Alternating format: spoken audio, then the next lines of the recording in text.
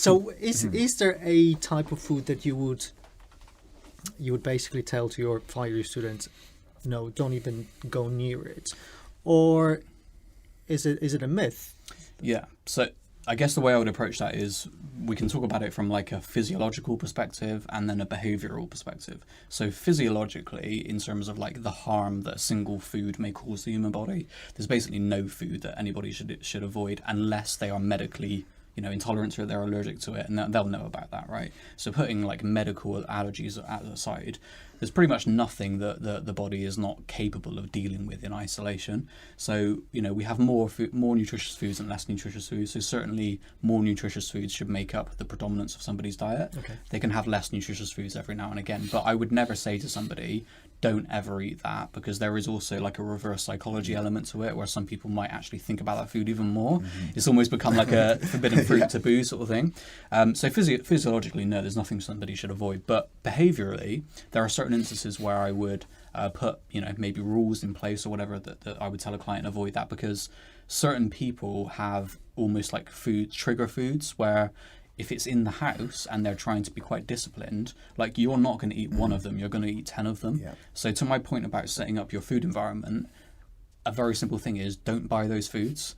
Like I don't need to be a nutritionist to tell you that, but maybe it's almost like a light bulb moment for some people in that there are certain foods that people will know deep down that they just cannot moderate. Mm-hmm. It's like this should be a job for some sort of behavioral psychologist, really, rather than well, the two things overlap massively. Absolutely. The information that I read is always deeply rooted in nutrition science, but it's also rooted in behavior and psychology and whatnot. So yeah, I mean, if I've got a good relationship with a client and they're happy to kind of open up to me more about their food behaviors, and they sort of said like maybe they almost had like a semi-binge eating moment on a certain food, I kind of explained to them that we've got to a point where that food group or that type of food has got quite a negative hold over you. So it's time to put systems in place that make you avoid that. You sometimes see it with, like, one other instance that I find that as well is sometimes with fighters during fight camp as well. Like, in theory, they can kind of fit in anything if they balance it well, but it almost takes them out of the mindset that they want to be in, and we don't want them like, kind of, living something like a lifestyle that they can't kind of maintain for that sort of time period. But sometimes including certain foods that they see as like a cheap food or like a luxury food can kind of take them out of the mindset that they want to stay in. So I've had that sometimes with people kind of, they find that if they sort of eat a certain type of food, they slide into a certain type of behavior, a certain type of relationship with training, which is negative to their overall outcome. But yeah, other than that, really, we try and keep everything on the table, don't we? Literally.